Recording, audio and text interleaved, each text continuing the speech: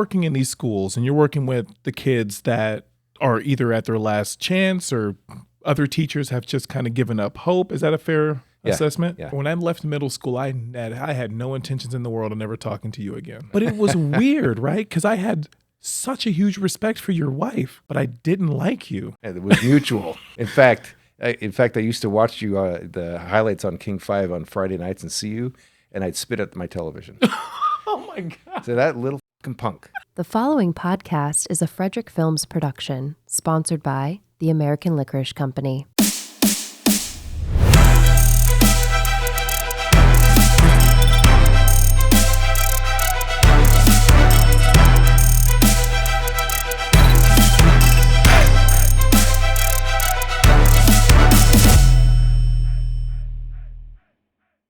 Hey everybody, I want to welcome you guys back to the Embrace podcast. Today we are doing something a tiny bit different. Growing up as a kid, I hit a few rough spots, and there was a teacher that challenged me every step of the way in middle school. We rekindled our relationship over the years, and he's here with me today. So I would like to introduce everybody to Greg Lange. How we doing? I'm great, Norris. I'm glad to be invited here. Thank you. I'm happy you came, man. We had some complicated times, huh? Yes, and it's always fun to recall them because as adults now we can laugh, but it wasn't quite so laughable at the time. Very true. I felt that you helped me grow at that early of an age. I realized early on that you weren't afraid of me, and I don't think I really liked that. Well, I worked with a lot of students who were in the same kind of behavioral category as I saw you in, but I wasn't afraid. I was more the thing I had the most fear of in working with students in who had more difficulties in life was how was I going to impact them? Because I'll tell you a quick aside. My very first year of school, I really lost it with one of my young ladies in class. Super rough life. Lived on the streets with her mom. Did what her mom told her to do, which wasn't always a pretty thing. And she was kind of lippy to me. So one day I literally lost it, like so loud that they could hear me down in the office. Wow. I didn't see her for 2 weeks. And I thought, oh my gosh, I've completely ruined this girl. Well, she came back and we made an arrangement, and she came to my class every day after that, and I helped her pass that year. I can't remember if I saw her again after that, but so I was always afraid I was going to get in that kind of situation again, because I was a fiery, passionate teacher. I mean, it showed. And it's effective, surprisingly. So we've known each other for quite some time, right? Yes, yeah. What's one of your toughest memories of me? I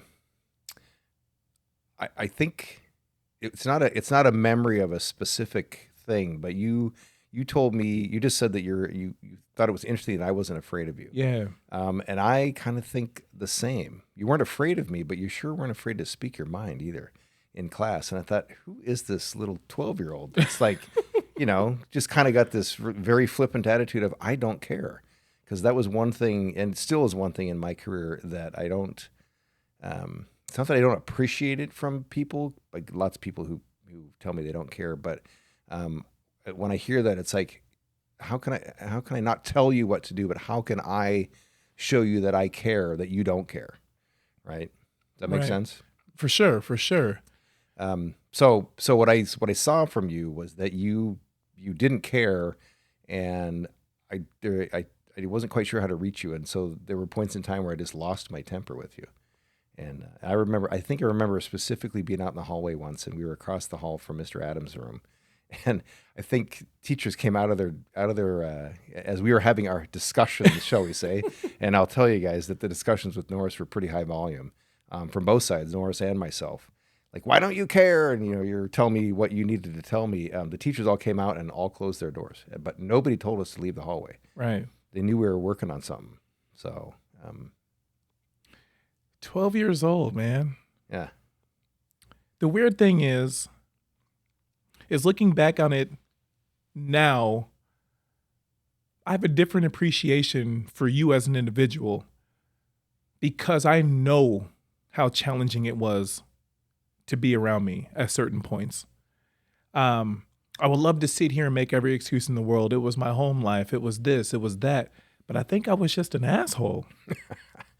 Like when it all boils down to it. Let me. You and I talked outside about how this last year changed me. Mm-hmm. I'm 61. I was raised by a father who was fueled on rage, and Okay. he was a very wounded little boy. He didn't get the kind of attention from his parents he should have got. He had things happen to him in his life that were pretty tragic. He made a great man out of himself, but the basis of his life was that he was angry at the world. And he's still angry at the world at 89 years old. And I had that inside of me, and that dropped away from me this year. And I'm going to imagine, I've seen yours drop away from you as well.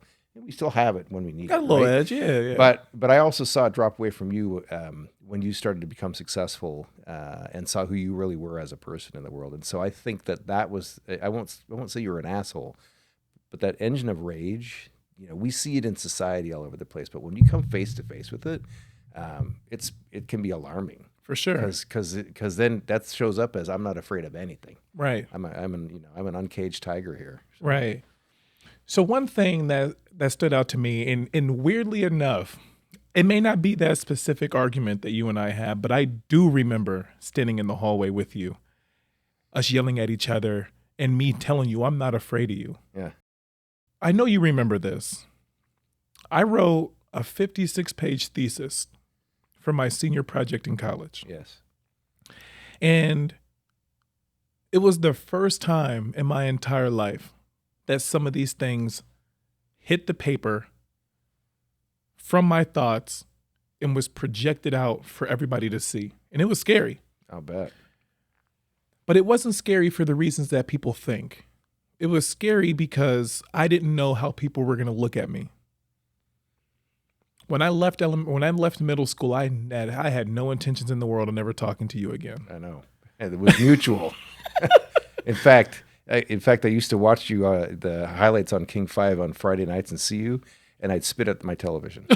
Oh my God. So that little fucking punk. It was a rocky start for us. Yeah. Did you ever think I'd be where I am today? I did not. What did you think my life was going to be like? I honestly, I didn't think you'd go very far. And it was because of how I remembered you and how I also was, the only place I ever saw you after that was on the basketball highlights. Mm-hmm. And you were a cocky basketball player. You're great. You're an amazing athlete, but you were a cocky basketball player. And like, he's not going far if he doesn't let people help him out. Right. Or if he doesn't figure out how to be with people. School was a challenge for me, man. Gosh. As you know. Yes. We spent a lot of time together in detention, in the classroom. I wasn't afraid of being yelled at. I wasn't afraid of being kicked out. I wasn't afraid of not being successful. I was afraid of what my life could have been, given the area of life that I was living in at 12 years old. Right. So when I would come to school, because there was a teacher named Mr. Reese. Yeah. Roger, right? Yeah. The little gray-haired. Mm-hmm. Yeah. I actually hated him in real life. Yeah, you weren't the only one. Right. But here's what I do remember. Out of all the hell that I gave you, you and Miss Barrett were the only teachers in that building that I trusted. So when he would kick me out of that room, there was no question that I was either showing up to your classroom or your wife's classroom. Yeah. I didn't really understand how to appreciate the comfort because I think the way that you showed up for me was something that I was familiar with, right? Yeah. You met me, and I talked to you about it earlier, you met me where I was at. Yep. So if I came to you with belligerent rage, you gave it right back, and I think that was comforting to me because that's what I was used to at home. Okay. I think it was Miss Barron asked me, she said, "Why are you having such an issue with this guy?" And I said, "I don't know. I really love computers. I really like his class." Yeah. And she walked me back up there and she asked what the issue was. And he blatantly said, "I just don't like him. I don't think he's going to go anywhere." Yeah. And at 12 years old, I mean, I can say I don't care all I want, but like it does something to you. Yeah. I guess I wanted to ask you, after all these years, why did you challenge me so much? Was it because it was in the job description or did you actually like care? I think teaching for me wasn't a choice. It was a complete gift from the universe. And all I've been is this sort of human instrument for something that's much bigger than all of us, right? To sort of work with kids. And so, but I also, as a human, didn't necessarily know how to care like I know now. Right? Mhm. I was about as raw as you were at that point in time. I was about 6 years sober, and my life had been I made my life really rough for the 15 years before that. And so I was still figuring stuff out for myself, but I was in my mid 30s. And so you look at me as a 12-year-old, he's an adult. He should know what the hell's going on. Right. I didn't know what was going on. For sure. I But- sure did. But I know that I always have treated my career of teaching as a gift, and I recognized that that early on, super early on, that I wasn't going to be as successful with the kids who didn't need my help. Right? Mhm. The kids who needed my help, they were the ones who showed up in my classroom. They didn't sign up for my classes. We didn't sign up for each other. We just kind of ended up together. And so I think I always wanted to make sure that people came back the next day, right? And it was different for everybody. I mean, I've rolled on a dusty floor trying to teach a kid how to read, and I've had preschoolers bite me to try to tell me what to do, but I always hang in there. Right. I have this pretty amazing amount of patience, and sometimes patience isn't like, oh, I'll just take it. Sometimes patience is I'm going to stay here, Mhm. right? Regardless of what's in my face, I'm going to stay here. I'm going to stand my ground.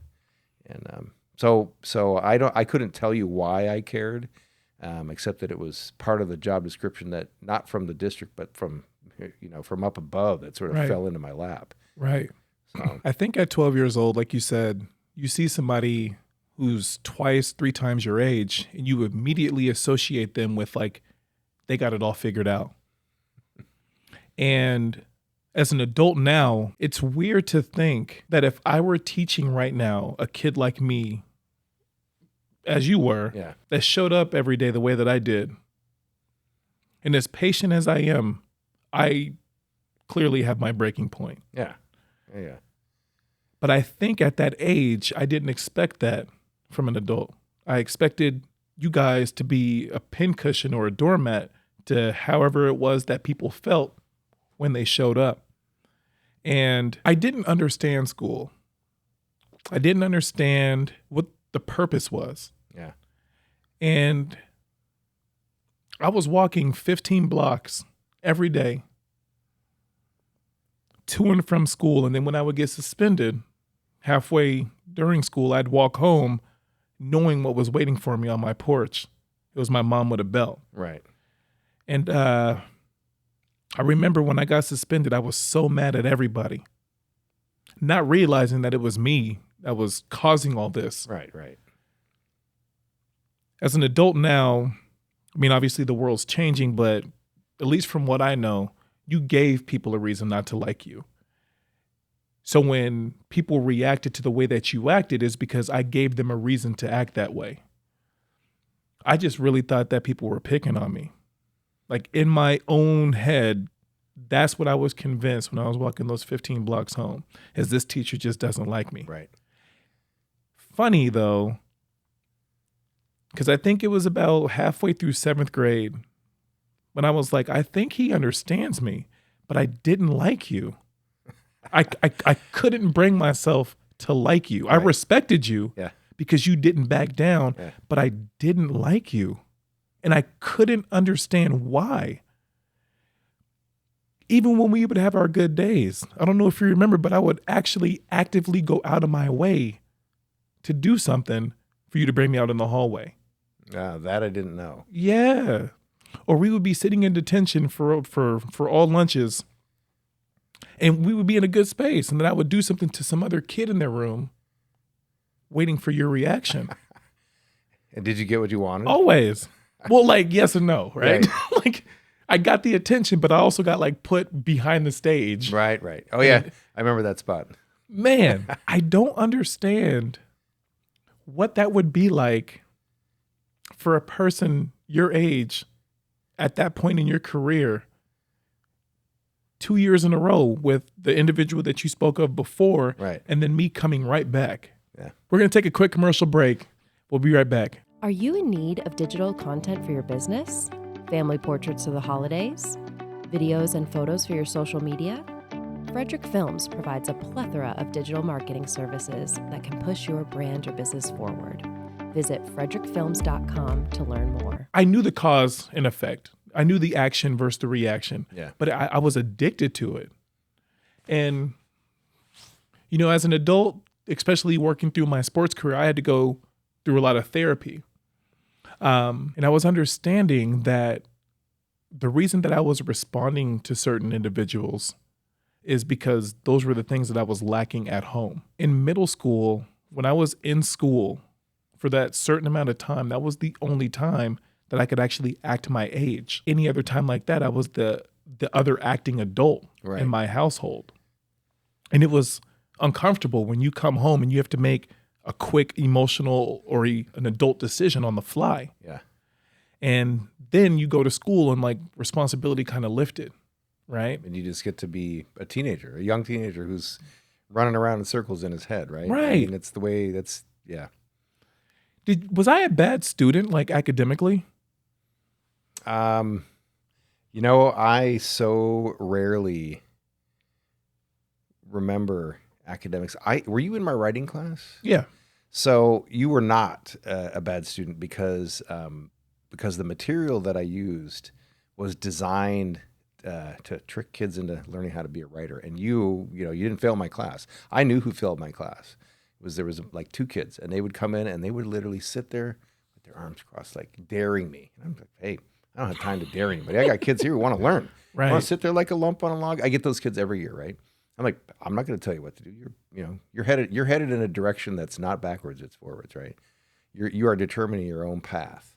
And you asked what school is really all about. School is really all about getting you ready to walk out and become as productive of an adult as you can be, right? And the more you put in, the more you're going to get out. I was teaching preschool a couple years ago, and I told my principal, I said, I'm doing job preparation for these kids. He looked at me, he says, I guess you're right. I said, yeah, schedules and routines on time and all that kind of stuff. So yeah, you were. I have to imagine you were probably an average student in terms of output and effort. But you gave me better than I figured you were going to give me because of all the arguing we'd done when you were a year earlier. My family and I moved to the North End, to the Wedgwood area. Okay. In 5th grade, and I was just at a loss for words. I had never seen this type of environment ever in my life. Right. And I remember when I graduated 5th grade and went into 6th grade, I was terrified because some of these same people that we had moved away from before due to like gang associated neighborhoods, right, they were now back at that middle school. Jeez. I've never been to prison. I've never been to jail. But I remember being at lunch and it kind of felt like being on the yard. Yeah. Where there were certain areas that you could go versus areas that you couldn't go. Otherwise, you'd have to protect and defend. And right. I didn't like that. But I also remember being in a classroom and I didn't want to fit into some box of something that didn't associate with the Black community. Right. I'm trying to be as politically correct as I can. You could be out there if you want. I hated the fact that when I would enjoy school, other Black kids would treat me differently. Okay. Terry Hill, Kevin Tinsley, and there was one other kid. I fought those guys, Lardero. I fought those guys weekly because we came from different areas, different neighborhoods. Yeah. And Terry used to run with this guy, Eustace, and all three of us had Mr. Reese. I remember I walked in and recently the night before I had been at Children's Hospital. I had to stay the night because I had a terrible asthma attack. Yeah. And I went in and I was coughing. And Mr. Reese immediately kicked me out. Because you're coughing? Because I was coughing. Oh my gosh. And he said, why don't you just get out of my classroom? Yeah. So the three of us left. And I think I went by, you and your wife shared the classroom, right? Right. It was right across from his classroom, really close by. Yeah. Right. Yeah. I went by your classroom and I don't know if you guys were doing something, but the door was closed. And I remember thinking in my head, this is going to be the first day in my entire life that I've skipped a class. So we start walking out and I stopped And I was like, I think I'm going to go to in-house suspension. Hmm. And I didn't understand why. And they were like, what are you talking about? Let's go play basketball, yada, yada. And I was like, no. My mom is going to hear from this. So I knew to avoid even more trouble just to go there. Just to be in a little bit of trouble. Just to be in a little bit of trouble. Yeah. And when I went, it was like me turning myself in. Oh, interesting. I think that was a turning point for me. I think it was a turning point because like up until that point, before I moved to the North End, I had a principal at West Woodland Elementary School in 4th grade named Mr. Wells. He told me that I was going to be dead before I was 18 or behind bars by 16 because I was giving people so much hell. Right, right. And that has stayed with me to this day. And I didn't want that for me. I was going to say that almost always is a challenge that I hope kids will say, "I'll show you," Right. Regardless of what it is. I mean, become a truck driver, anything else, but don't. Yeah. And I have a super hard time with educators like that because they're a lot more common than I wish, but I never hear about them because they're not the educators that I hang around with. Would you say that an individual that would say that to a kid is kind of disconnected from the job? Yes. Okay. Yeah. Most effective way that a teacher can have a positive impact on a student is in some way, shape, or form, at least get to know one thing about that student. One thing, right? So that they can either deflect them, if it's a negative thing, deflect them towards the positive, or if it's a positive thing, they keep them moving forward, right? Mm-hmm. I think that educators who make those kind of statements, they don't really care. They're working for the system and not for the students. Right. So I know a bit about your personal life, but the viewers don't. So you hinted earlier, you actually said earlier that you were going through your own stuff. Yeah. What does that look like, having to work through your own issues and then have to embrace 20 or 30 different kids throughout the day, their issues? And how do you not get attached to certain individuals? And how do you compartmentalize? How do you not take the job home? That's a great question. And it's a hard one to answer because I think inevitably I take something home, and even if it's not conscious, there's a thought or two that'll, I'll think about somebody or something that happened in class. It's like, I hope that person's okay. Mm-hmm. And what I found is being able to continually to own the decisions I've made in my life, and then both positive and negative. But when I was living a hard life, I've got that experience, and I can relate to students who live that same hard life that I lived in a way that other kinds of teachers, who are a lot more sort of normal, right? They have no clue. So I can actually tell my story in front of the class, and I can let kids know that, hey, I've actually walked. Everybody says, yeah, I've been where you've been. So no, I've actually been where they've been, right? Right. I've been in the. Can I be blunt? Can I be blunt. okay? That's what we're here for. So I've sat and smoked crack in crack houses, and I never shot heroin, but I was an addict for 15 years, and it was trying to cover up all the pain of my own young life, right? I mean, when you gave me your thesis, I cried because I knew, right? Your mom did the best she could, but at a lot of times she was so into her own stuff. My parents were the same for a long time, so I know, pretty soon you're like, the only person that can take care of me is me. For sure. Right? So you do things that you think will take care of you.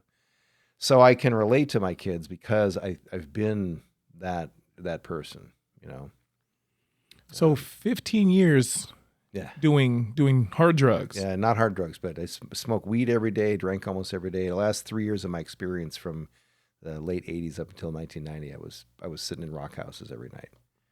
How do you fund that? You know what? I was the weirdest thing because I could go to work in a suit and tie every day. So you were high functioning. I was high functioning. I was working a job every day, right, in some form or another. But what about don't you get withdrawal? Don't you go through the withdrawals or anything? Yeah, I never. I listened to my body enough to say I don't want to go any further than this. Right? Okay. So I always had limits, like lots of people do. Except lots of people don't listen to their limits. For sure. They just say more is better. I was like, more is not better for me.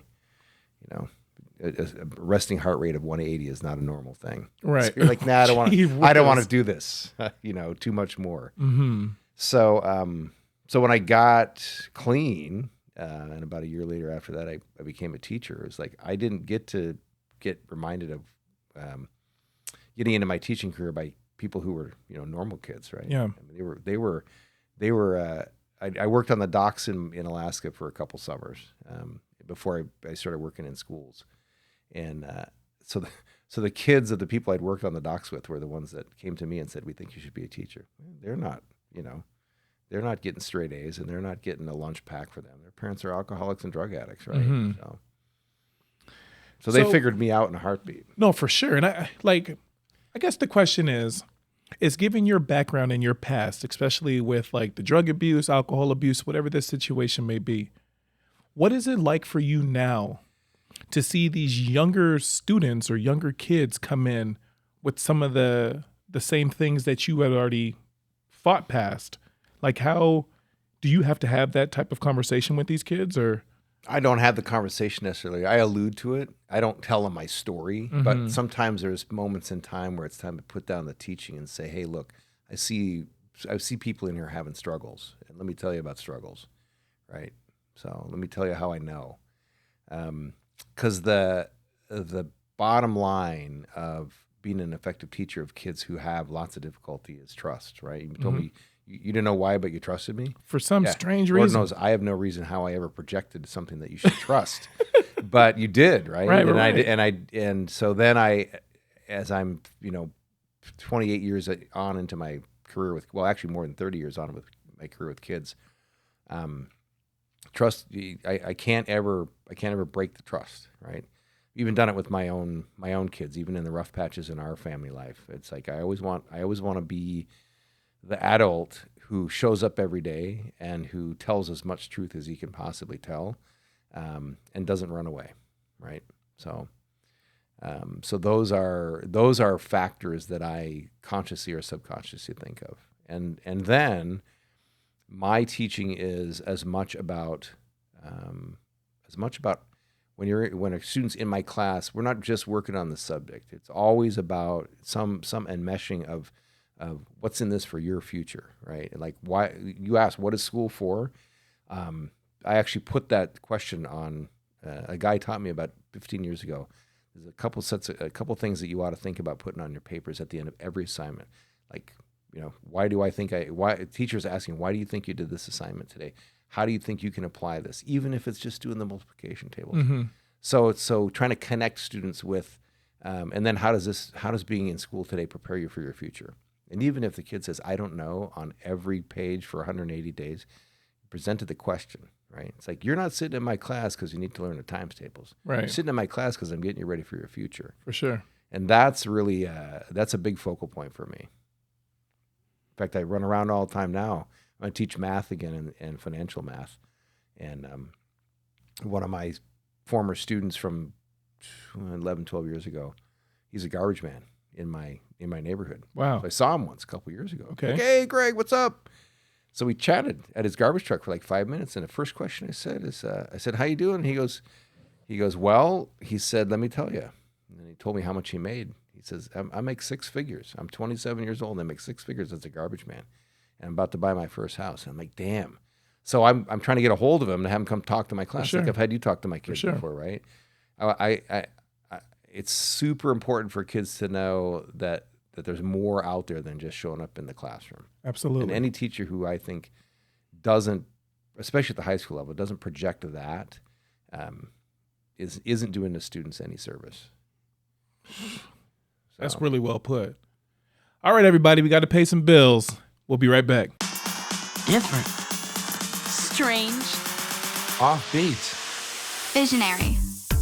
Genius. Amazing. What makes you different makes you great. Embrace your punch. Working in these schools and you're working with the kids that are either at their last chance or other teachers have just kind of given up hope. Is that a fair assessment? Yeah. With all this, like, and I hate to even talk about it, but all this violent stuff that's been going on in the schools with the school shootings and things like that, have you come up against any of that? I haven't. Well, I've come up a number of occasions with violence, either potential in my classroom or actually in my classroom. I mean, I've had pistols show up in my classrooms twice in my career that I know of, and I was always told after the fact because the students were trusting enough of me that they didn't feel the need to use them in my classroom. Thank God. And I'm not sure they actually used them at school. I think they had them for whatever they needed protection from away from school, but they weren't going back to a place where they could get them. And I'm the teacher who I'm not the teacher who runs away from a fight. I'm the first to jump in the middle. Yeah. I haven't been clocked before, but it's been close. And I'll separate, I'll grab from behind, and then run away with one of them. I've done that a few times. I've come in on full on roundhouse fisticuffs where there's blood flying.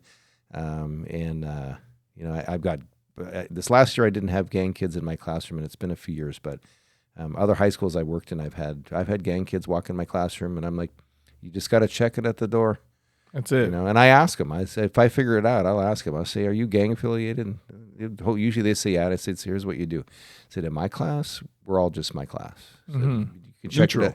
You can check it at the door, and you'll have no problems. And they usually figure out that I'm right pretty quickly. So, why do you show up? Why do you show up knowing what's on the other side of what these kids are dealing with? Like, why did you take it upon yourself? Because you got your own kids, you got your own family. Kids. Oh yeah. Why would you take it upon yourself? And I'm like asking just personally, sure, to jump in front of danger to protect kids that other people have already given up on. Like, why do you take that upon yourself? I got as much as I got neglected by my parents in the early years. I always saw from them that they reached out to the world with as true of everybody's an equal as they could. And they exposed me to some good stuff when I was younger in terms of who did they help out and how did they help them out. And they're always really proactive. And even in their old age, they're still really proactive about helping different communities around where they live. And so I think I discovered that that inactivity in the face of trouble can be dangerous. Right. Right. I mean, the choice is I stand back and wait for somebody else to show up. Well, what if, you've been around high school fights. It's not two boxers in a boxing ring. It's two kids in the middle of a big circle, right? For sure. What if that big circle explodes, right? So, but you know what? You talked about it before. There's a high degree of respect for an adult that'll jump in the middle of that. For sure. And there isn't a whole lot of trouble around my area after that. And I've never been around weaponry. Right. It's always fist fights. If it's weaponry, I might think twice, especially if they're pointing a gun at each other. Yeah, then I'm gonna just tell everybody to back away. But I've never seen that kind of stuff. How long have you been an educator? I got my first job in schools in September of 1990. Okay. But let me pause there. My first job in schools wasn't a teacher. I was a custodian in a middle school, and I was way overeducated. I had a master's degree. I was living in a little town in southeast Alaska, and again, it just kind of fell my way. And so I showed up, and because I felt like the Pied Piper some days. Kids would just come up and talk to me, right? Right. And later in my life, when I had my own kids, my kids at the grocery store, why do kids come and talk to you? They just come out of nowhere and talk to me. So I started feeling like, okay, this is okay working with kids. And then I told you about the dock workers kids coming, and actually they told me I should be a teacher. Right. And I worked with this guy one summer, and he was becoming a teacher. He said, you need to go back to college and get another degree. I said, how come? He said, because kids don't tell that to grown-ups. Most kids hate grown-ups. For sure. Right. So kids are telling you that, you got something going on. You better get back to school. So I followed his advice, and so yeah, I've been an educator now for 32 years. 32 years. Do you find it easier or harder to deal with a minority group? Like people that don't wear the same color skin as you, or are they just all students to you? Well, number one, they're all students to me.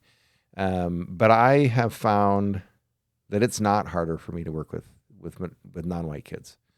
I think, again, in presenting the environment that is my classroom, if you present an environment that's family or family oriented, and I don't know how I do that. There's trust amongst all the, and it sort of breeds this intermingling of trust. It just doesn't occur to me that people are different than me. And I'm kind of almost in there elbow to elbow with everybody. Because my job is to help them again discover what they can be successful at and how to move them into the future. And that success and future focus, it doesn't have any racial boundaries. Do you deal with racial stuff in your schools, like in your classrooms? Are students blatantly outward with what they don't like versus like trans, like? I'm trying to think. It's interesting with gender and sexual preference stuff. I have found 20 years ago it probably would have been different, but it wasn't as out in the open for all of us to sort of discuss and be. I find most kids in this generation, the adults have a whole lot more trouble with than the kids do. Right. I haven't had a whole lot of trouble with exposure, with kids. In fact, they want to get the pronouns right. They want to honor who everybody thinks they are and want to be as an individual. The biggest issue for me is when I have to apologize after I've called a they a she too many times, right? Right. Okay, you got to put $2 in a jar, and please forgive me. It's not on purpose. I'm sort of programmed this way, Right. and I'm having to deprogram myself. And I don't know. I think I got my start in Southeast Alaska, so there was already a lot of racial mingling going on there. And Native folks and Hispanic folks and Asian folks and white folks, and we were all just kind of in the same little melting pot. And that's the way it was when I grew up. And then in my teaching career, oh my gosh, my first classes were everybody in the same classroom. Back in the days of busing and forced integration, sure. It's like, oh hey, if we're all going to be here, let's all do something together. I don't know if it's changed now, but when I was in school, there was that bill that was passed, and correct me if I'm wrong, but it was the No Child Left Behind. Right. Is that still in effect? Well, the echoes of it are still in effect. Okay. And so for those who aren't aware, so the No Child Left Behind, actually, you probably do a better job explaining it than me. I don't know. It was essentially we I think the biggest thing that still exists is what they call it social promotion. Okay. So regardless of unless you egregiously don't, participate in the educational process, you're going to get passed along. But it was the biggest travesty that came out of all that is the standardized testing, the state testing, right? And there you see the differences just in home support. You can see it in the scores where kids go get home support or they're ignored by their teachers because he doesn't do well already, so I don't have to teach him too much. Right. I'm just going to sort of pass him along. So, how much talking goes in to teachers with kids? So like, if I was a troublesome kid and I'm going into 8th grade, or I'm going from 8th grade to 9th grade, is there something that follows me that teachers are aware of? Or do you guys have those conversations? This is going on your permanent record? Yeah. There can be, yeah. More often when there's a sort of succession of siblings. You did not have that though, right? You didn't have. I hope not. Yeah. Well, you didn't have an older brother at Eckstein or other places, right? So I ran into it when I was up in Alaska this year. I taught the nephew of a guy I'd gone to high school with, right? And but you can use the reputation in negative or positive ways. Correct. Right. So and yeah, we can see kids' previous records for behavioral things, for grade things, but I try not to ever compare myself with any of my colleagues. I tell you the honest God truth, I don't hang out with very many teachers. So I'm not that guy that goes and sits in the teacher's on it. Oh, this kid's such a jerk or da-da-da-da. It's like, I don't even want to hear it. I don't want to hear that stuff. It's very toxic. And I wish that other teachers didn't do that. But I try to just take that information and keep it in my back pocket, and use it for the positive when I can. Like, hey, I see you struggle in math, right? So how do you think, are there ways that you can think of that I can help you in math, right? What do you struggle with the most? So I had a question for you. So you said you've been in the education space for over 20 years. Yeah. Are there early signs from what you, within your experience, that you can tell that this person may be someone we need to keep our eyes on because he may be a kid that may act in violence. He may be a school shooter. He may be just I don't even know if at risk would be the word that I would want to identify that. Yeah. Can you see that coming on? Or does it kind of just spark out of nowhere?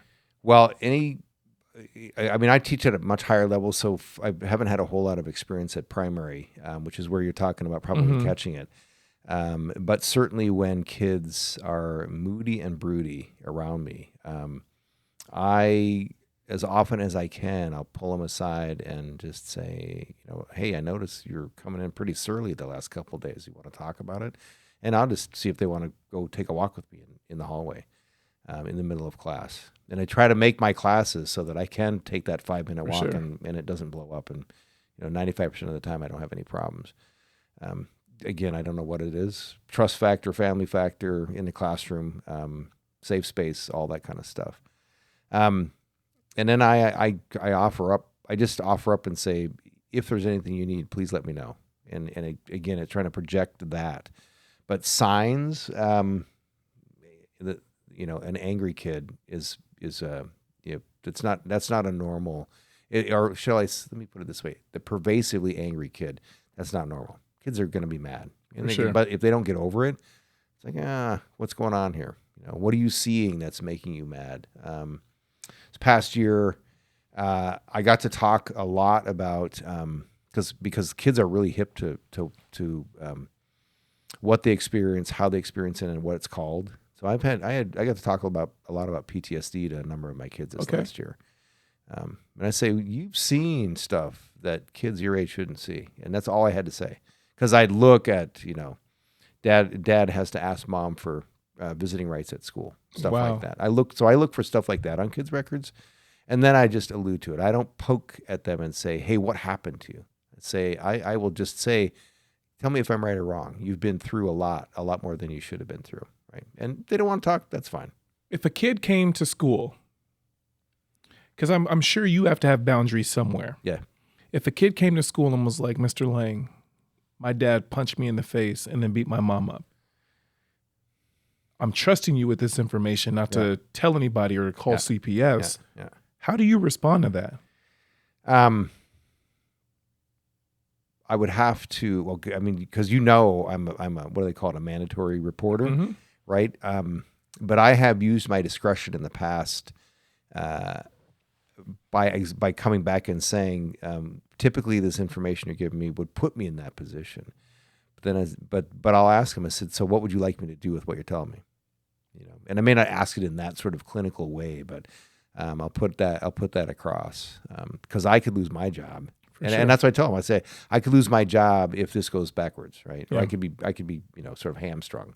I wouldn't lose my job necessarily. They're not getting rid of any teachers at this point in time, especially for that kind of stuff. But I know I'd be up for disciplinary stuff, and to say, look, I'd have to tell, if I can't tell the people I'm supposed to report to, what would you like me to do with this information? What kind of help can I give you?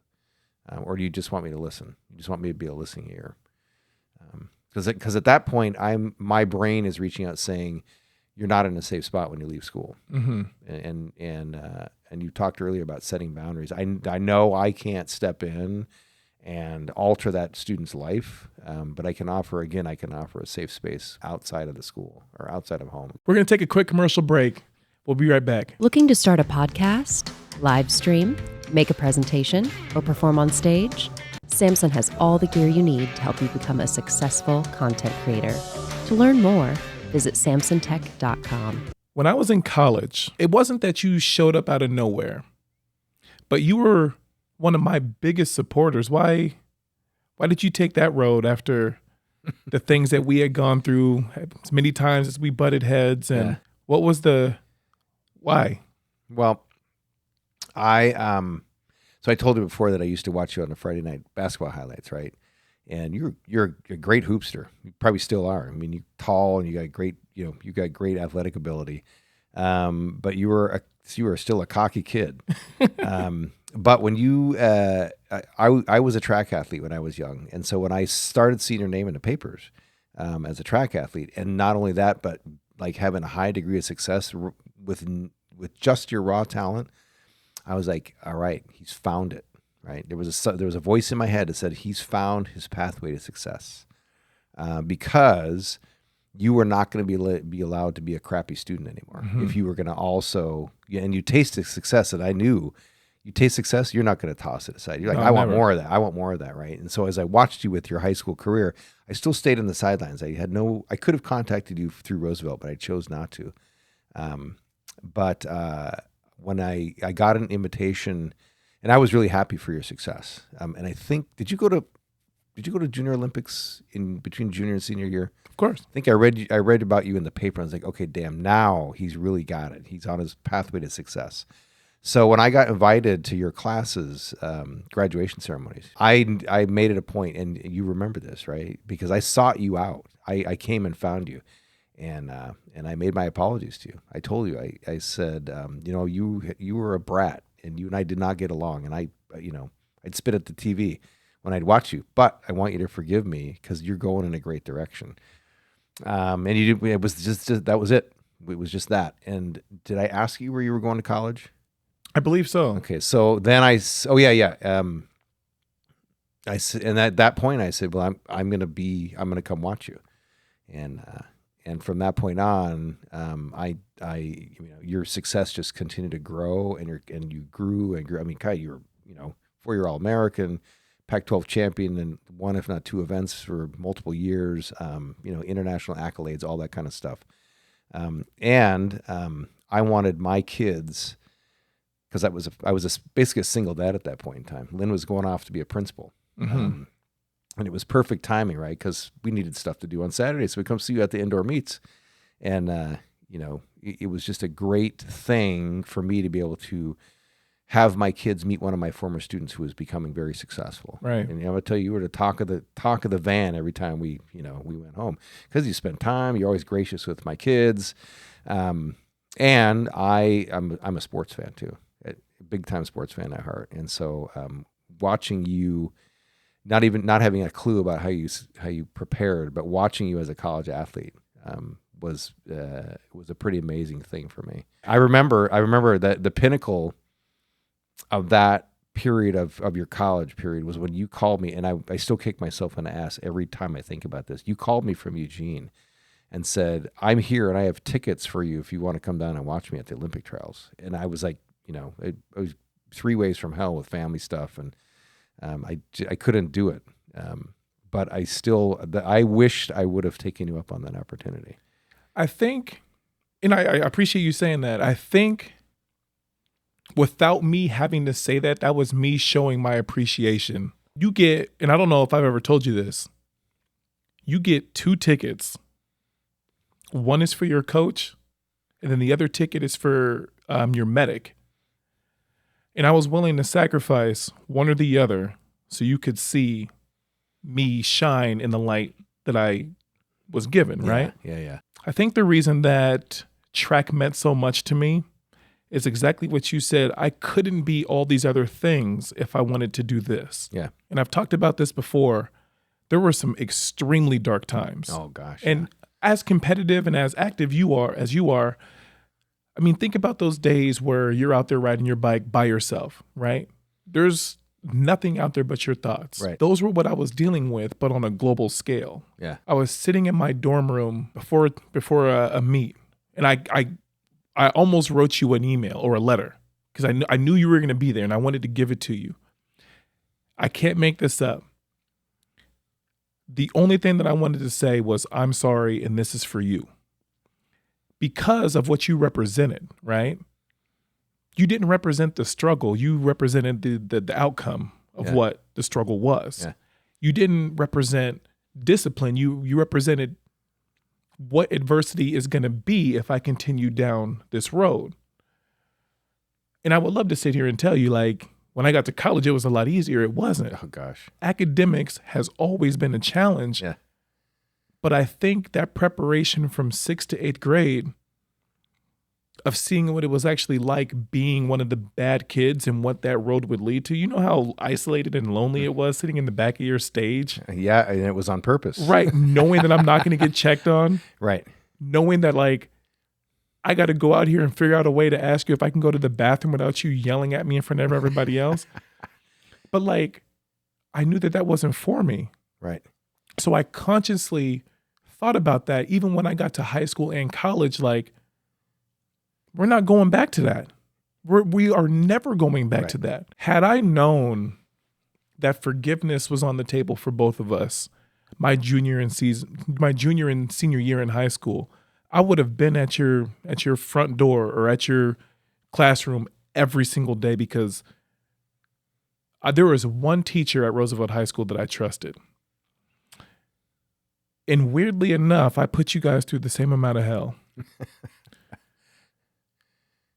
When I was being recruited, that was the most lonely time of my entire life, because I didn't know who to trust. All these colleges were telling me the same thing. Yeah. But only Mr. Barnes from Roosevelt was like, they can care less about you academically. They only want you for athletic purposes. Right. And that pill was so hard to swallow because I wanted the validation, right? I knew that I had the athletic stuff in the bag, but academics was always the challenging part. Yeah. But, like, I found comfort in knowing that you were there at these track meets. Like, I would look over and see you my senior year. I'll never forget this. And we even talked about it at the end of the track meet in front of the entire University of Washington team. I had jumped the furthest jump in the country, in the NCAA, and in the conference. Mr. Lange, when I landed in the sand, I heard you yell at the top of your lungs. Me personally didn't even know what happened. Yeah. I just know I didn't want to lose, and I know that I was losing, right? Yeah. And you started yelling to the point where I looked over and I just saw you jumping, and, like, I was like, what the hell just happened? And then you looked up at the numbers. They put that white flag up and looked at the numbers, and I was like, that jump, jump is what I talk about all the time. That was the jump that actually changed my entire life. Yeah. Why was it so ironic that you were there? You saw me at my lowest points. And the funniest thing, well, let me just intervene and then I'll let you finish. The funniest thing was I ran a ski bus, a school ski bus in the winter times, right? It just happened to be the one Friday night that ski school got canceled, was that night. And I'm like, oh man, I got to go see Norris, right? And so it was complete providence, right? So, because I was never able to make it on Friday nights, always Saturdays. I think what makes you different, and this is coming from the 12-year-old me and also the 36-year-old me, is your consistency. You've always been that. Yeah. I can't make this up. When I left middle school, I'm never talking to this man ever again. And the same. But it was weird, right? Because I had such a huge respect for your wife. Yeah.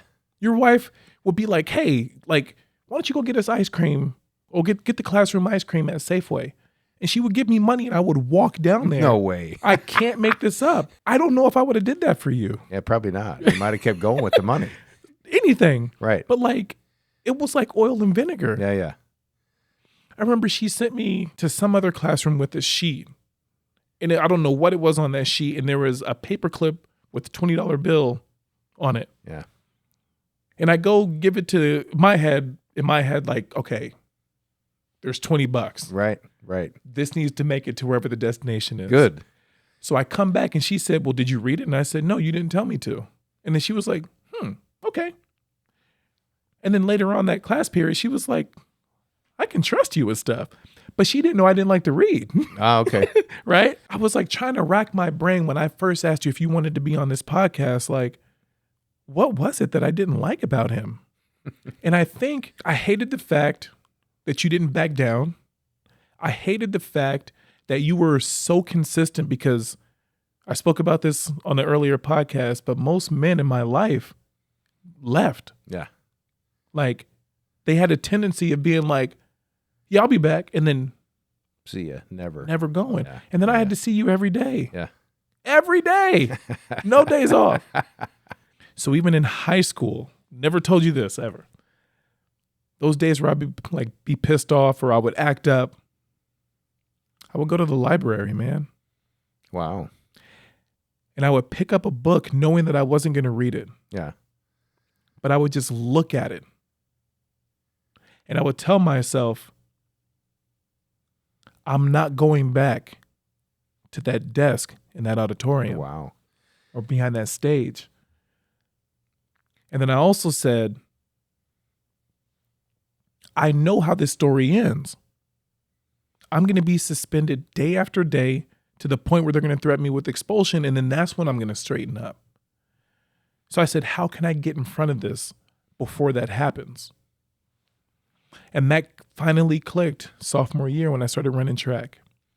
That, I don't know how you were like in my nightmares and also in my daydreams. It was so weird because I could hear some of the things you would say. I could feel the arguments in the hallway because I had arguments with other teachers in high school, but it wasn't the same. It was more so like, why are you doing this? Go to in-house suspension. Yeah. Yeah. No. It wasn't them telling me about myself. Right. It wasn't them showing up in a space like, if you hit me, we're going to fight. Yeah.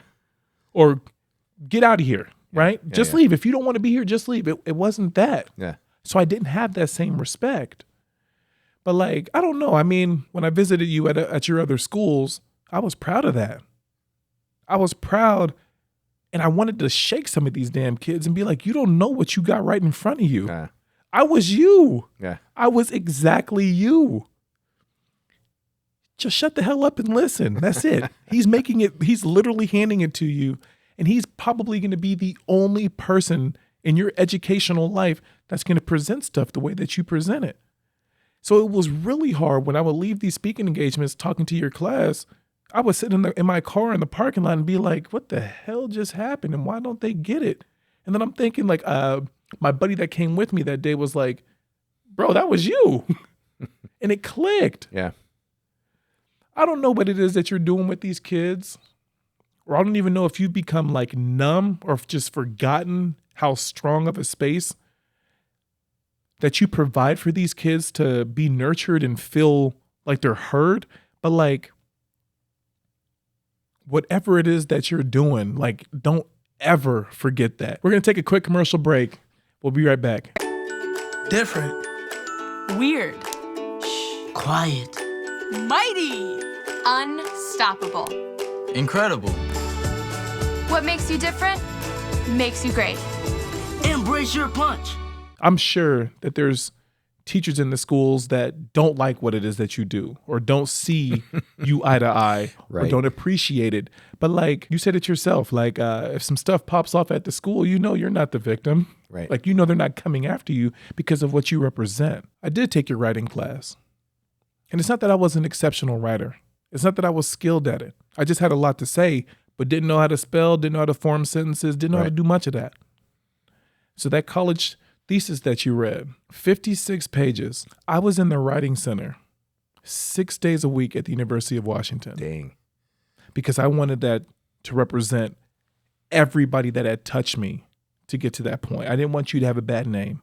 I didn't want my high school teacher that I liked to have a bad name. I didn't want my family. I wanted me to articulate every bit of my life, and I wanted it to be flawless. So when I sent it to you and you read it, I had these butterflies in my stomach. Like, what's he gonna think of me now, right? Like, how's he gonna see me now? Because I know what I was. Right. But there's one thing that you chose to do from the moment that I left, or the moment I walked into your classroom at 12 years old to the moment that I left, is you treated me to my potential and never to the moment.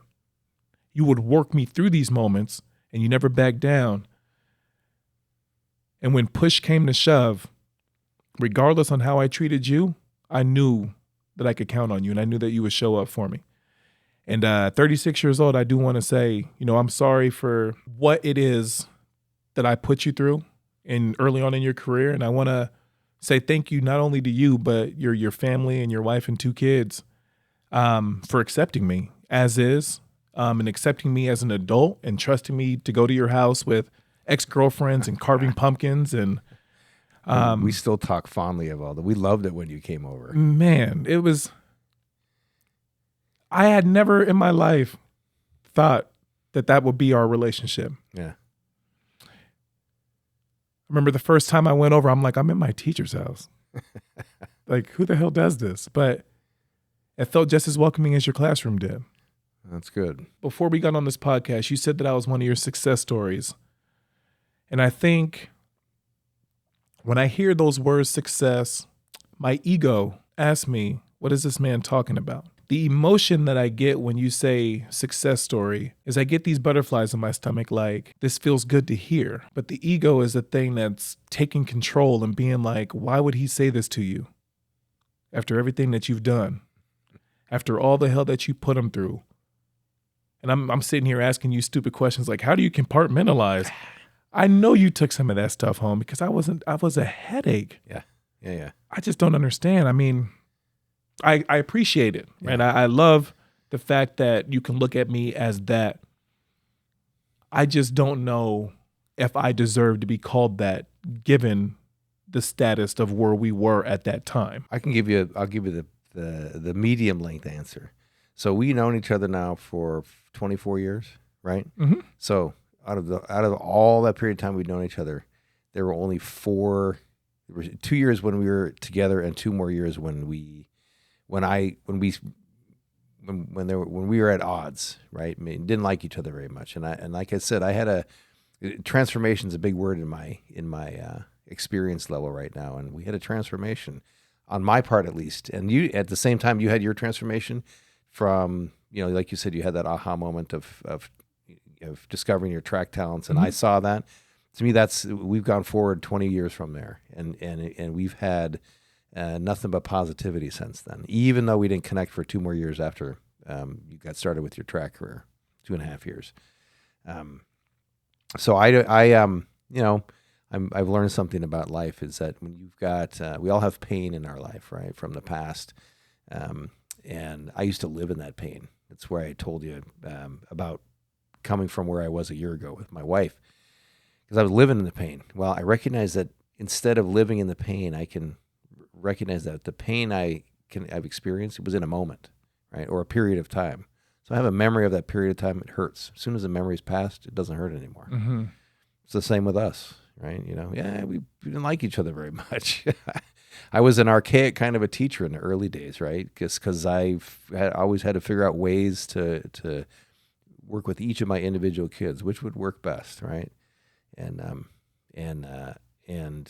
So just being able to be transformed from then to now, and to recognize that we don't have to live in pain, and we can just know that pain is a part of our memory. It's having a relationship with you is not painful. And I'll speak to your success. You had a lot of tenacity, right? Because you showed up every day. You discovered the value of hard work as soon as you started discovering some success, right? You had to practice harder, right? Your coach is looking at you like, you got all kind of natural talent. You can go farther if you practice, right? So practice is a big one. When you got to college and you told me you weren't using tutors, I was like, how the hell is he doing that? I said, he has problems with writing and reading. How's he doing that? But you did it, right? You've been a pioneer in a number of new industries that didn't even exist when you and I were together in middle school. Internet was, we had to still dial up our phones to get to the internet back in those days. And now you've taken it and you've turned it into your career. You've discovered ways to use your talents to move in a positive direction. That's a success. Knowing what you know now and the road that you had to take, what would you tell yourself at 20 years old? 20 years old? That's a hard one. Because I was still waking up and doing it. I think I would tell myself that the pain's only temporary. What would you tell the ages between 12 and 18 what would be a lesson in a place of a student being angry? Like, what would you tell them about their future? Well, what I'd tell them, I tell them what I tell all my students. The choices you make all have consequences. Your anger can give you good consequences or not so good consequences. And typically a statement like that is going to stop in their tracks. Like, what do you mean? How can anger give me good consequences, right? And so hopefully that conversation would then start. Like, well, tell me more. Mm-hmm. But yeah, I'd say, and I'd also, I have two other things I really like to tell people in general, but students in particular, is listen and pay attention.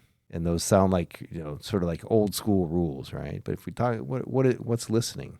Listening is taking in what the other person is telling you and figuring out how it works for you, right? I won't say apply how it applies to your life. That's too accurate. How does what somebody's telling me work for me, right? And then pay attention. And I don't just mean sit up and pay attention and pretend like you're, not causing any trouble. If you pay attention, you will you'll be taking care of your own business, and you'll be able to get out of other people's way with their business. All right, everybody, I want to thank you guys for coming out today. Today was a special day. I got to meet with my middle school teacher and just talk through some stuff, apologize, and get some things out there. And I want to say to you guys, in life, there's choices to be made. People are going to forget everything that you've done. They're never going to forget how you made them feel. So treat people with the respect that you would like to be treated for yourself. And hopefully we'll see you guys next time. Thank you.